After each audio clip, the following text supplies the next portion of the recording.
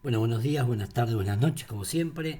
Continuando con la arquitectura del PIC 16F88, en el último video habíamos visto las características puntuales de este microcontrolador, qué periféricos tenía, qué capacidades de memoria, qué capacidad de procesamiento y velocidad de procesamiento. Vamos a interiorizarnos un poquito más dentro de lo que es la arquitectura del micro, o sea, qué tiene por dentro. Primero, inicialmente vamos a ver un gráfico de lo que el fabricante nos muestra. El microchip nos dice y nos da esta distribución de bloques internos. Esto es simplemente una distribución de los bloques internos del microcontrolador, o sea, dónde está la memoria de programa, dónde están la unidad aritmético lógica, los registros auxiliares, los periféricos. ¿Sí? Vamos a marcar acá y después vamos a ver un gráfico simplificado, pero vamos a marcar acá un poquito lo que nos dice el fabricante. Y fíjense, digamos, la unidad aritmético lógica que vimos dentro de la arquitectura del microprocesador con los registros auxiliares. Acá se llama registro W, este registro. Los registros que tienen que ver con la operación de la memoria RAM, la operación, ¿sí?, de la memoria flash de programa, o sea, memoria de programa. Por acá tenemos memoria RAM, este, los periféricos asociados, un periférico especial que yo les comentaba, que es los periféricos de entrada y salida digital. ¿Sí? Esto es lo que el fabricante nos muestra, pero nosotros lo vamos a estudiar con una gráfica un poquito más simplificada para, digamos, simplificarnos el estudio. Esta sería un poco la idea. Nosotros vamos a trabajar con esta gráfica de la arquitectura, en donde vamos a observar en primera instancia la memoria de datos. ¿Sí? Acá voy a guardar, acá está un pequeño sector de memoria de datos flash y un pequeño sector de memoria de datos en memoria RAM. Como pueden ver en la arquitectura, después la estudiaremos un poquito más en detalle. ¿Sí? Direcciones de memoria, desde la posición 0 hasta la última posición, insisto, después la estudiamos en detalle, asociado a la memoria de programa, perdón, a la memoria de datos, ¿sí?, los puertos de entrada y salida digitales de los que habíamos hablado. Esto por un lado, memoria de datos con los puertos de entrada y salida digital y todos los periféricos. Acá habla de los periféricos, ¿sí? El conversor analógico digital, los puertos de entrada y salida serie, etcétera, etcétera, van a estar asociados a la memoria de datos. ¿Asociados qué significa? Que lo que yo escriba en la memoria de datos va a salir o va a entrar por los, los distintos periféricos. Insisto, un poco la arquitectura como primera aproximación y después en detalle vamos a ir viendo qué es cada cosa y qué es esto de que están asociados los periféricos. Esto es complejo de entender en primer momento, pero cuando uno va aprendiendo de a poquito después se puede. Por otro lado, les cuento la memoria de programa. Decíamos que en la arquitectura Harvard, memoria de datos y memoria de programa están separadas. Por un lado la memoria de datos y sus periféricos asociados, por otro lado la memoria de programa, donde se almacenará precisamente el programa. ¿Sí? Acá hay dos cositas que podemos saber: el vector de reset, a qué se le llama eso, y vector de interrupción, a qué se le llama esto. Vector de interrupción tendría que indicarnos a qué periférico está asociado esta dirección de memoria, que tiene que ver con las interrupciones, obviamente. Pero continuando con la arquitectura, es decir, memoria de datos, memoria de programa, el microprocesador, ¿sí?, UCP, unidad central de proceso, con su ALU, su contador de programa, PC, registros auxiliares se transforma en registro W, y un bloque de búsqueda y de codificación, que es lo que llamábamos dentro de la arquitectura del microprocesador, ¿sí?, a la unidad de control. Aquí se llama búsqueda y decodificación. Ya vamos a ver qué función cumple, pero si conocemos la arquitectura del microprocesador y entendemos de que la unidad de control cumple la función de buscar la instrucción, de codificar la instrucción y ejecutarla, entenderemos por qué el bloque de búsqueda y decodificación, o qué es lo que hace el bloque de búsqueda y decodificación. Por otro lado, ¿sí?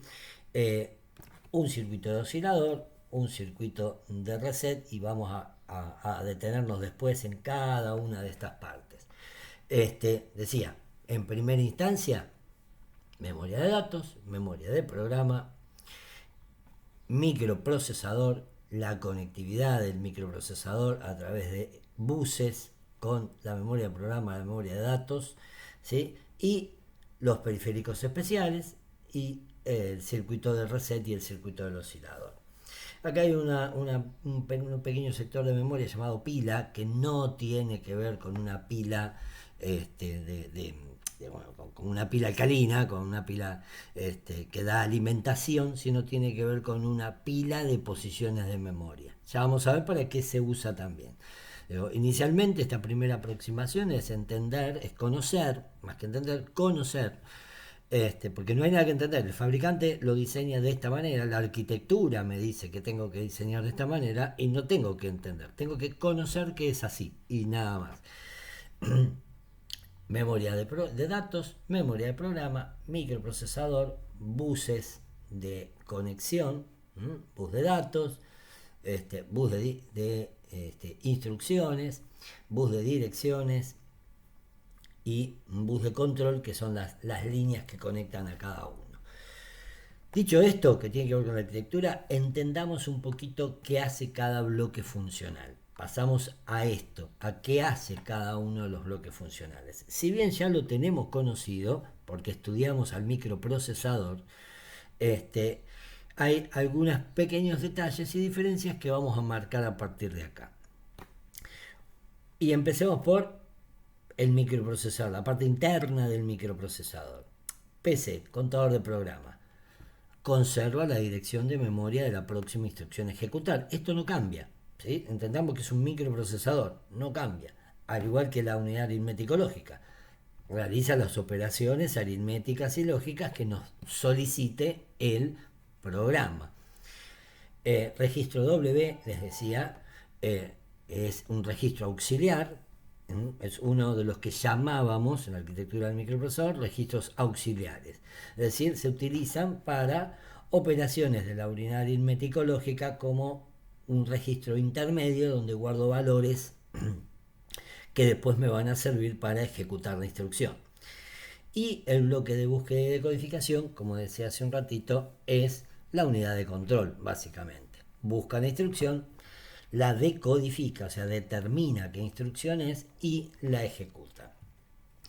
En el tema del bloque de búsqueda y decodificación y las instrucciones, tenemos que comprender nuevamente que es un código de operación.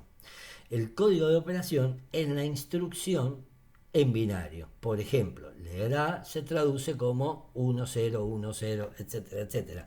Digamos, este número que acabo de poner tampoco es real.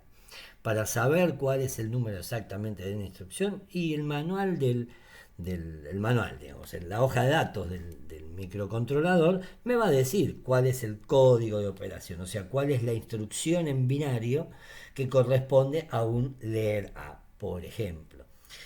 Esto, ¿por qué lo aclaramos acá? Porque este código de operación, esto es una instrucción. Ahora, a nosotros nos parece cercano la palabra leer A. Cercano digo porque nos parece conocido y porque nos resulta fácil de entender. Ahora, una arquitectura con un microprocesador no entiende de palabras, entiende de números binarios. O sea, su lenguaje, como decimos siempre, es el sistema binario. Por lo tanto, este leer A que entendemos los humanos, ¿sí? No lo entiende el microprocesador interno. Entiende el 110111010000111. ¿Y esto a dónde terminará guardado? ¿Sí? Si esto es una instrucción, terminará guardado dentro de alguna de las direcciones de memoria de la memoria de programa. ¿Sí? Acá está vacío, pero entendemos que hay más rayitas que separan a la memoria de programa en posiciones de memoria. Por cada posición de memoria puede guardarse un código de operación. Ese código de operación es de 14 bits, O sea, las instrucciones en este microcontrolador son de 14 bits. O sea, 14 unos y 0 son una instrucción. Teniendo claro que es una instrucción y que a eso se le llama código de operación, podemos intentar ensayar el funcionamiento de la arquitectura tal y como lo hicimos con el microprocesador. Para entender esto, imaginamos que esos códigos de operación, uno debajo del otro, se almacenan en la memoria de programa y pensemos en la ejecución de una instrucción. El contador de programa va a contener la dirección de memoria de la próxima instrucción a ejecutar. El bloque de búsqueda y de codificación va a intentar buscar la instrucción. Vayamos a la explicación corta de la arquitectura. ¿Cómo comienza esto? Le doy alimentación, conecto BDD y automáticamente el bloque de búsqueda y de codificación le pide la dirección del contador de programa, que si esto comienza a iniciar, la dirección del contador de programa es un 0. Entonces, a través de los buses va a buscar la instrucción que se cuente en la posición 0. La trae, como siempre. Busco la instrucción, la traigo, la decodifico, o sea, determino cuál es el código de operación y a qué instrucción corresponde, suponiendo leerá y que exista este valor en la posición 0, va a traer la instrucción leerá. Una vez traída la instrucción, el bloque de búsqueda y de codificación, ¿qué hace? La decodifica, es decir, determina que tiene que buscar un valor, en el caso de esta instrucción, buscar un valor desde algún periférico de entrada-salida. Por lo tanto, trae la instrucción, determina qué instrucción es y la ejecuta. Es decir, va a ir a generar las instrucciones para traer de la unidad de entrada-salida algún valor, es el leer A. Trae la instrucción, termina la ejecución, incrementa el contador de programa. ¿Sí? Incrementa en 1 el contador de programa, por lo tanto, si el contador de programa era 0, pasa a ser 1. Y el ciclo vuelve a comenzar. Esto ya lo charlábamos y lo vimos cuando vimos el funcionamiento de la arquitectura de un microprocesador. Y no estamos viendo algo distinto. Cuando aclaramos el funcionamiento de la arquitectura hardware, dijimos que había un microprocesador que estaba dentro del circuito integrado y la memoria dividida, también dentro del circuito integrado, en memoria de datos y en memoria de programa. Una cosa más a aclarar respecto, por ejemplo, de la instrucción A y del bloque de búsqueda de codificación. Cuando la va a ejecutar, leerá y necesita acceder a los periféricos externos, ¿qué hace? Va a ir a buscar en la dirección de memoria asociada al periférico. Asociada significa que dice leer A. Bien, ¿A dónde está? A, por eso dice leer A. Vamos a decir que leer A es puerto A, puerta A o puerto A. Y ese puerto A tiene una dirección de memoria asociada dentro de la memoria de programa, de datos, perdón. En el caso de este microcontrolador, la dirección es 0,5. Y esto lo digo porque es así. Esto es real. En la posición 5, el microcontrolador 16F88 conserva o tiene los datos que vayan o vengan desde el puerto A. Vayan o vengan, porque recuerden que las operaciones que se pueden hacer son de entrada y salida. Entonces, repetimos y un poquito más lento porque a veces es complejo. Decía, bloque de búsqueda de codificación, lee el contador de programa. El valor del contador de programa le va a indicar qué instrucción traer, suponiendo que sea leer A. La trae, la decodifica. Como es leer A e implica la unidad de entrada-salida, va a pedirle a la memoria de datos en la posición de ese periférico para el puerto A. Esa posición es la número 5, va a traer lo que tenga en la posición 5. Lo que esté en la posición 5 lo va a traer. ¿Y qué va a hacer? Y va a almacenar, ¿sí? Ya tiene almacenado en este es el lugar donde voy a almacenar, por eso la memoria de datos. ¿Dónde queda almacenado? En la posición 5. Leer A hace que lo que esté conectado a estas patitas, al puerto de entrada-salida, puerto A, este, quede almacenado en una dirección de memoria. ¿Qué está haciendo entonces el bloque de búsqueda cuando hace esto? Está ejecutando la instrucción. Leerá, trae la instrucción, la ejecuta, o sea, almacena en una posición el valor del puerto A y luego incrementa contador del programa para comenzar el ciclo nuevamente. Hasta acá con el funcionamiento, para que vean que el funcionamiento de este dispositivo es idéntico al funcionamiento del microprocesador en una arquitectura microprocesada. Simplemente que, como decíamos al principio, el estudio de los microcontroladores, este amigo tiene mucho menores capacidades respecto de velocidad de operación, cantidad de instrucciones que puede almacenar, memoria, etcétera, etcétera. Pero el funcionamiento aquí está, es el mismo. Con esta arquitectura solo lo que determinamos es esto precisamente, que el funcionamiento es el mismo y cómo me dirijo tanto a la memoria de datos como a la memoria de programa. O sea, en la arquitectura von Neumann, en la arquitectura microprocesada, todo esto que tiene que ver con la memoria está unido. Acá mostramos con una instrucción cómo traigo la instrucción y para ejecutarla, traigo la instrucción y opero con la memoria de programa. Y para ejecutarla, trabajo con la memoria de datos. La dirección de la instrucción era 0, la dirección de la memoria de datos era 5. Entonces, trabajo al mismo tiempo con dos direcciones. No confundir el control del programa, que siempre trabaja respecto de la memoria de programa. A todo este bloque, a todo este funcionamiento le falta un director de orquesta. ¿Qué significa un director de orquesta? Significa que le falta alguien que diga cuándo ejecutar la instrucción, cuándo el bloque de búsqueda y decodificación va a ejecutar todas las instrucciones. A ese bloque que indica cuándo se le llama oscilador.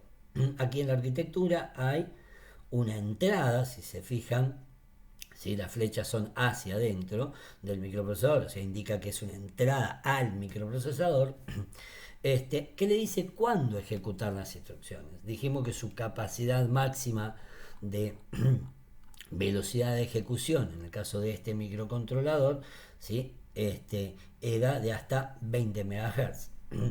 Este microcontrolador además tiene la posibilidad de manejarse con un oscilador externo, y vamos a ver los tipos de osciladores, o sea, conectar un circuito externo al, a la arquitectura, una entrada, o un oscilador interno, o sea, hay un circuito metido adentro del circuito integrado que genera el oscilador. Pero quedémonos un segundo más en el oscilador. El oscilador, esta entrada, los terminales de entrada de acá, cumple la función de indicar en qué momento se ejecutarán las instrucciones. Decía, oscilador encargado de indicar cuándo se ejecutan las instrucciones. Miremos un poquito algo que es necesario de comprender respecto del circuito del oscilador, o sea, respecto de ese circuito que hace que las instrucciones se ejecuten. Ese circuito externo o interno. Ya vamos a ver el circuito, pero necesitamos comprender primero cuáles son dos parámetros que hay que conocer, referido a algo llamado ciclo de reloj y llamado ciclo de instrucción. El ciclo de reloj, vamos a hablar del ciclo de reloj, ¿sí? Esto nos tiene que resultar conocido, todo el año trabajando con, ¿sí? circuitos secuenciales que están comandados por una señal de reloj. Bien, acá la cosa no cambia. Estamos hablando de el oscilador, es un circuito secuencial, un clock, un generador de clock. ¿Sí? Cuando hablo de ciclo de reloj, hablo del clock, hablo de tin, tin, tin, tin, tin a una frecuencia determinada. ¿Qué es el tin, tin? 1, 0, 1, 0, 1, 0 a una frecuencia determinada. Es decir, ese oscilador trabajando a esa frecuencia de 20 MHz como frecuencia máxima, lo puedo hacer trabajar a menor frecuencia, depende del circuito del oscilador. Es decir, frecuencia, cada cuánto se ejecutan las instrucciones. Me refiero a frecuencia con esto. Las instrucciones se ejecutan cada tanto tiempo. Si yo recuerdo, y lo vamos a escribir acá cortito, que la frecuencia es igual a 1 sobre el periodo, frecuencia es igual a 1 sobre el periodo, ahora sí, si quiero sacar el periodo es 1 sobre la frecuencia, nada más, esta simple deducción matemática.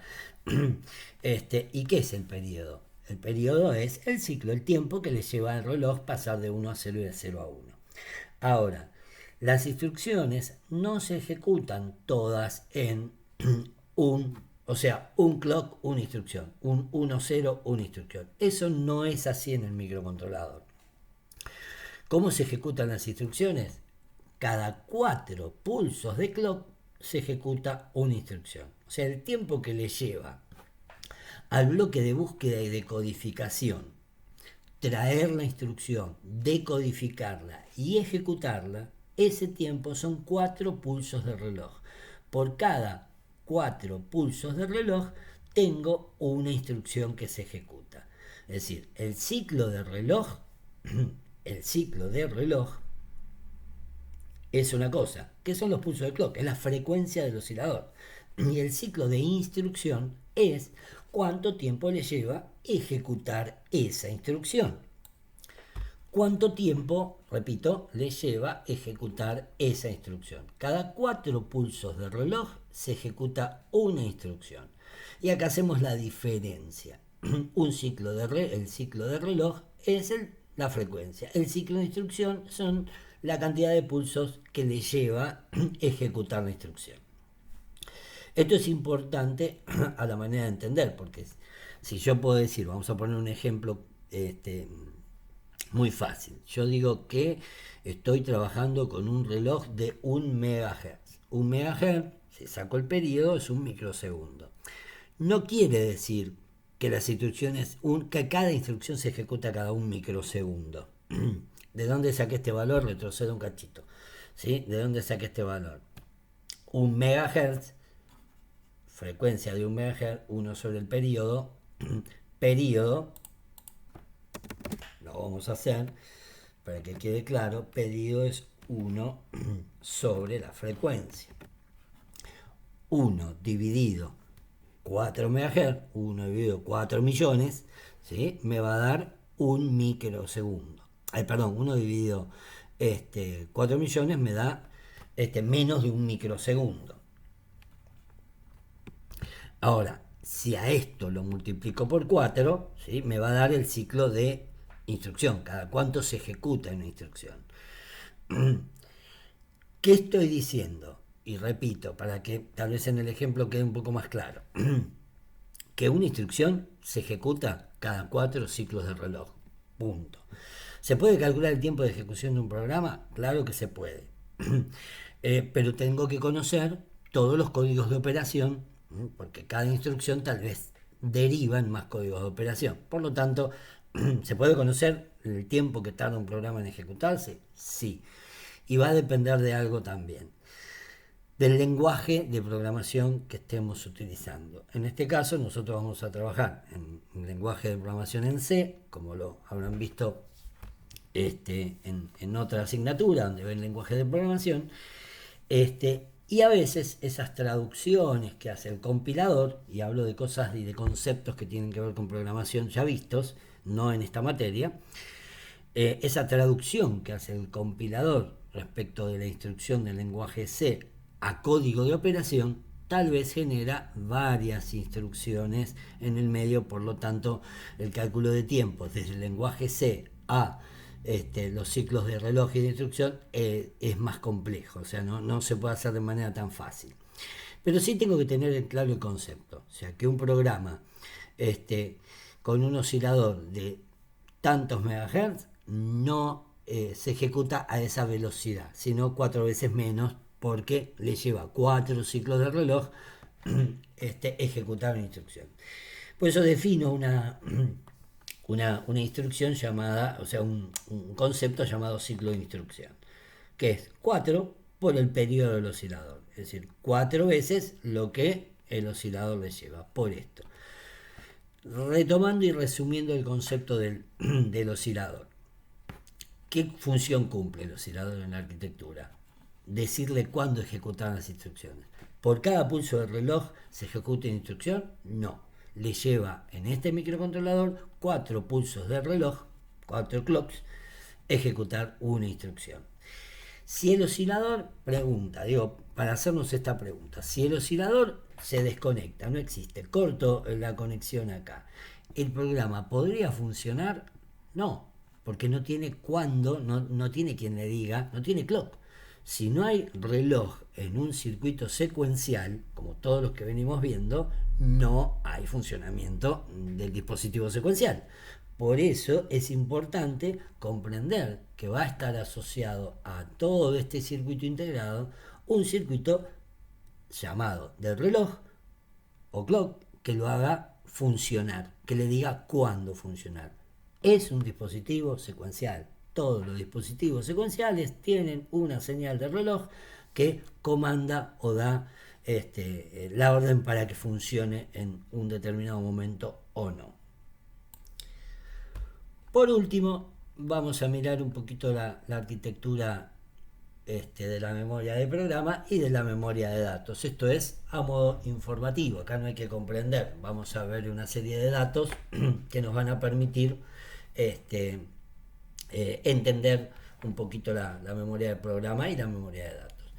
La memoria de programa de tipo flash, ya lo habíamos indicado, algunos datos interesantes a conocer, que se puede borrar y escribir, es de tipo EEPROM, acuérdense que una flash es una EEPROM, hasta 10.000 veces, y cuenta con 4096 localidades de 14 bits, de la dirección 0000H hasta la FFFH, es decir, que la memoria de programa va desde la 00 hasta la FF. Acá se va a almacenar el programa. 4096 posiciones, o sea, 4 kilobytes de memoria de programa. 4000. Mi programa más grande que yo pueda poner acá adentro puede tener como mucho 4000 instrucciones. Esto es bastante, digamos, para trabajar con algún automatismo o algún desarrollo simple. Primera cosa conocida de la memoria de programa. Y dos cositas más. Las direcciones. Y esto dije que lo aclaraba después. O sea, y este es el después. En la posición 0 de la memoria de programa se encuentra algo llamado vector de reset. ¿Y esto qué es el vector de reset? Es una dirección de memoria que indica a dónde comienza el programa. Porque el programa puede no comenzar en la dirección 0. Puede comenzar en la dirección 6, 7, 8, 9, dependiendo de algunas necesidades de programación. Entonces, tiene una posición de memoria llamada vector de reset que indica cuál es la dirección de comienzo del programa. O sea, le va a indicar al contador del programa a dónde comienza verdaderamente el programa. El bloque de búsqueda y de codificación tomará la dirección 0 cuando la trae y resulta que la dirección 0 dice que acá no hay una instrucción, que hay una dirección de memoria en donde empieza el programa. Bien, entonces ahora el contador de programa cargará la dirección donde comienza el programa y comenzará el programa en la dirección que el programador haya puesto. Este vector de reset a veces es complejo de comprender hasta que no empezamos a programar, pero debemos conocer que existe una dirección de memoria que almacena el lugar donde comienza el programa. ¿Y por qué no comienza en la dirección 0? Porque el programador a veces decide hacerlo así. ¿En base a qué? Ya nos vamos a enterar. Hoy sería muy complejo contar todas las opciones que tengo para no comenzar en la posición 0. Pero tengo que saber que existe eso llamado vector de reset. Y en la posición 4 existe algo llamado vector de interrupción. Esto es más fácil de entender si recordamos qué es una interrupción. Recuerden que era un mecanismo por el cual detecto eventos que no sé cuándo ocurrirán. Bueno, el vector de interrupción va a almacenar la posición de memoria, ¿sí? El lugar en donde se encuentre esa rutina de interrupción. O sea, ¿qué es lo que hay que hacer cuando ocurrió la interrupción? A eso se llama rutina de interrupción. Entonces, cuando ocurra la interrupción, lo que va a hacer el bloque de búsqueda y de codificación es ponerle la dirección 4 al contador del programa. Cuando el contador del programa lea la dirección 4, va a decir, bueno, anda a este sector de la memoria, ponele por acá, a este sector de la memoria y ejecutar la instrucción, o las instrucciones que están en ese sector. O sea, es esa tarea que dejo de hacer el programa principal, me voy a hacer la tarea de la interrupción, termino y vuelvo a hacer el programa principal, suponiendo que esta división nos sirva para entender el concepto. ¿Sí? Programa principal, imaginamos que está acá, un programa de interrupción está acá. El vector de interrupción que contiene la dirección de memoria de este lugar, donde está el programa de la interrupción. Ocurre la interrupción, pensemos en el proceso, ocurre la interrupción, ¿sí? Se está ejecutando alguna de las líneas de programa que están por aquí, termino de ejecutar esa instrucción, ejecuto la interrupción y vuelvo a ejecutar la instrucción, la siguiente instrucción a la que ya se había ejecutado. Entonces, en la memoria del programa existen dos posiciones que son especiales. El vector de reset, que dice dónde comienza el programa, y el vector de interrupción, que dice dónde comienza la rutina de interrupción, o la tarea que se debe hacer cuando ocurra una interrupción. Miremoslo en la gráfica que nos da el fabricante en su hoja de datos, ¿sí? Lo expliqué con la otra porque es más simple de entender que esto que se ve acá. Stack es pila, ¿sí? Niveles de pila. No lo vamos a contar todavía. Contamos solamente el vector de reset, el vector de interrupción, y acá habla de paginamiento o paginación de memoria. Bien, lo vamos a contar un poquito más adelante lo que significa una página de memoria.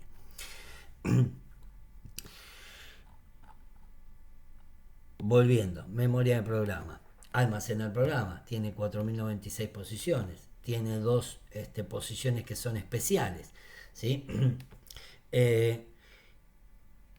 Por ahora nos vamos a quedar con esto de la memoria de programa. Observemos unos minutos la memoria de datos y terminamos el video de hoy. La memoria de datos. Bien, la memoria de datos, fíjense que en el apartado que dejé escrito acá, la memoria de datos es de direcciones de 8 bits, ¿sí? La memoria de programa era de 14, con 368 direcciones de memoria RAM y 256 de memoria EPROM. Y está dividida en algo llamado bancos de memoria, ¿sí? A estos 4 bloquecitos se les llaman bancos. ¿Por qué está dividida así? Porque el fabricante lo desarrolló y lo pensó así. ¿En qué nos influye que esté dividida en 4 bancos de memoria? Nuevamente tengo que volver al lenguaje que utilicemos. Si utilizamos el lenguaje nativo del microcontrolador, o sea, el lenguaje assembler, vamos a tener que decir, bueno, yo quiero leer la posición tal, que está en el banco tal. Si yo utilizo el lenguaje, tengo que decir de estos 4 bloquecitos, banco 0, vamos a mirar acá abajo, banco 0, banco 1, banco 2 y banco 3, y yo le tengo que indicar a través de mi programa que lea la dirección tanto del banco tanto. Esto si trabajo con el lenguaje de programación Assembler. El lenguaje de programación C, de todo esto se encarga el compilador y no voy a necesitar decir en qué banco. Me voy a referir solamente a la posición de memoria y el compilador se encargará de determinar en qué banco está ese dato que yo necesito. Recuerden que la memoria de datos. Y recuerden una cosa más, que dijimos que todos los periféricos tienen una dirección asociada en la memoria de datos. Miramos la posición 5 del ejemplo que más arriba les contaba, con leer A, y fijémonos que la posición 5 dice port A. ¿Qué significa este port A en esta posición? Que todo lo que la unidad de entrada-salida direccione, ya sea para salir, para enviar datos hacia el mundo exterior o para recibir datos desde el mundo exterior, va a ir a parar a esta posición. El periférico port A, el puerto A, el periférico de entrada-salida digital, está asociado a esta dirección de memoria. O sea, en la memoria de datos voy a almacenar, memoria RAM, voy a almacenar lo que suceda, en este caso, con el periférico de entrada-salida digital llamado puerto A. O sea, todo lo que venga del mundo exterior se va a guardar acá. Y todo lo que yo quiera sacar va a salir de esta dirección de memoria. O sea, es el lugar donde el periférico, es el pedacito de memoria que el periférico tiene para almacenar sus datos. Podría decir, la variable A de esa instrucción leer A se almacena en esta dirección de memoria. ¿Y siempre el puerto A en esta dirección de memoria? Sí, así lo definió el fabricante y esto lo tengo que aprender. Y así tengo todos los periféricos, todo lo que ven acá, voy a nombrar algunos, son los periféricos y los lugares en donde se transmiten o reciben información. TXREG, RCREG son las dos posiciones de memoria para trabajar para enviar y recibir datos con las entradas y salidas del puerto serie, por ejemplo. El registro INCON, registro, la variable, la posición, es el que está asociado a las interrupciones. Voy tomando algunos al azar, para que entiendan, digo, que acá están todos los periféricos asociados. A estos valores, voy a indicar un concepto que lo nombré y no lo había dicho, se les llama registros. Son registros de desplazamiento, son pequeñas posiciones de memoria, ¿sí? Que van a asociarse con la unidad de entrada-salida y con el espacio que tiene el microcontrolador para enviar o recibir información ahí. Esto a veces es un poco complejo de entender, pero lo tengo que entender desde este lugar. Tengo un espacio en la memoria RAM, una variable ya creada, puedo decir, para cada uno de los periféricos asociados. Y cuando creamos variables en nuestros programas, tenemos un espacio, concepto nuevo, ¿sí? Aparte de la memoria de los periféricos, tengo un espacio en la memoria RAM para almacenar las variables del programa. Un contador, por ejemplo, si yo quiero ir sumando de a uno, ¿sí? Cualquier variable que necesite mi programa, que hay que entender un poquito de programación, se va a almacenar en un espacio de la memoria de datos llamado registros de propósito general, ¿sí? Esos son las variables que yo voy a poder utilizar. Y por otro lado, los periféricos de entrada-salida están asociados a una dirección de memoria. Entonces, recordando y volviendo sobre la arquitectura y para cerrar. Memoria de programa. El programa en sí, las rutinas de interrupción, para eso están estas dos posiciones de memoria. Memoria de datos, voy a almacenar mis variables y hay asignado por cada periférico una dirección de memoria a ese periférico.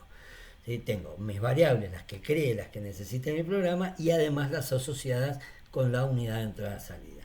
Todo controlado por el microprocesador interno o en este caso el bloque de búsqueda y decodificación, que es el que ejecuta. Y toda la arquitectura controlada por un reloj que le toma 4 ciclos de reloj ejecutar una instrucción. Vamos a dejar acá. Es un video corto y complejo. Probablemente haya que observarlo varias veces para cumplir la tarea, porque a veces es complejo de comprender el funcionamiento. Pero en realidad esto es un cuento, ¿sí? Es un cuento de cómo funciona. Hay que aprenderse ese cuento. Y de a poquito vamos a ir viendo más en profundidad cada uno de estos bloques, y nos vamos a ir acercando más a la electrónica de cada uno de estos bloques. Dejamos aquí, que tengan buena semana, nos vemos en el próximo video, así que buenas tardes, buenos días y buenas noches.